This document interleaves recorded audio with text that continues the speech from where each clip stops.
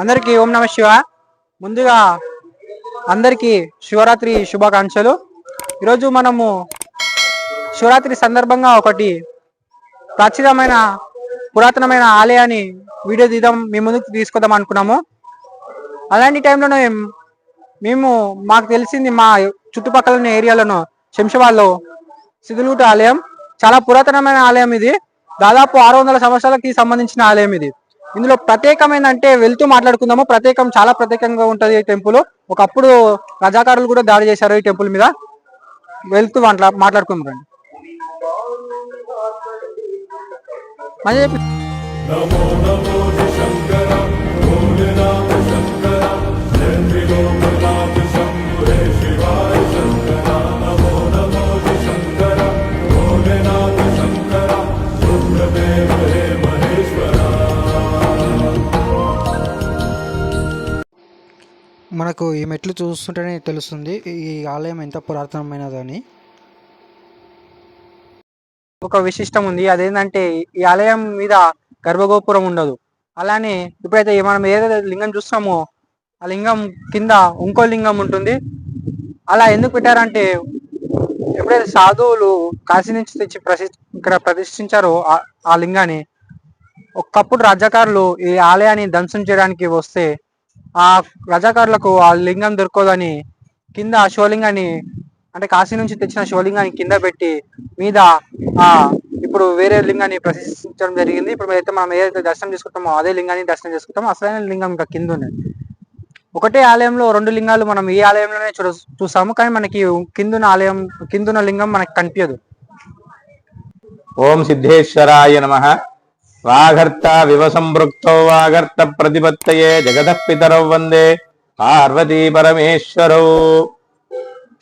ఒకానొకప్పుడు సిద్ధేశ్వరుడు అనే సాధువు మహాముని ఈ ప్రదేశానికి వచ్చి ఇక్కడ ఉన్నటువంటి గ్రామ ప్రజలందరూ కూడా రోగగ్రస్తులై ఉంటే వారికి ఆ రోగం ఎట్లా పోగొట్టాలి, వారందరినీ కూడా ఏ విధంగా బాగు చేయాలని ఆ యొక్క రోగం నుంచి నివారణ చేయడానికి శివుని తపస్సు చేసిండు.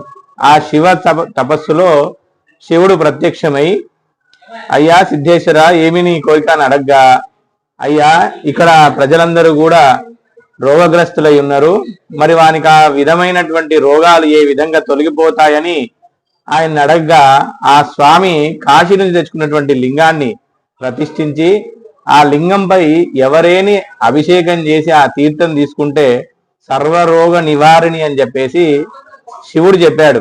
ఆ తదనంతరం ఆ సిద్ధేశ్వరుడు ఆ లింగాన్ని ప్రతిష్ఠించి ఆ లింగాన్ని అభిషేకం చేసి ఎవరైతే తీర్థప్రసాదం తీసుకుంటారో వారికి సర్వరోగాలన్నీ కూడా నయమైపోయి కొంతకాలానికి సిద్ధేశ్వరుడు అనే సాధు మహాముని ఆయన ఈ ప్రాంతానికి దేవుడైపోయాడు.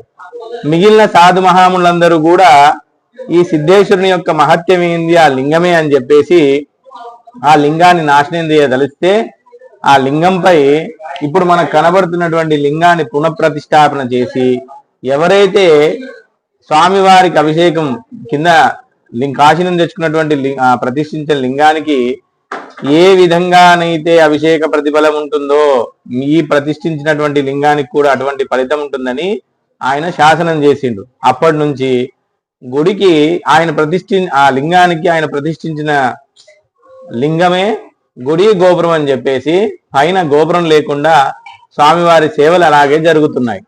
ఇది స్వామివారి విశేషం సిద్ధులగుట్టలో. శంభో శంకర. ఇప్పుడు మనం చూసిన గుహ ఈ ఆలయం నుంచి శ్రీశైలం వరకు సొరంగ మార్గం ఉంటుందంట. ఈ గుహల నుంచి వెళ్తే శ్రీశైలం వరకు వెళ్తారని పెద్దలు చెప్తారు.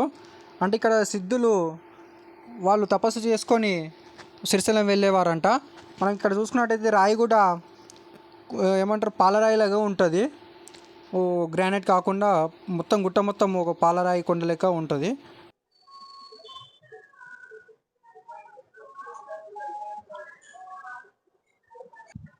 ఇలా ఎంతో చరిత్ర గల ఈ ఆలయం మా శంషాబాద్లోనే ఉంది.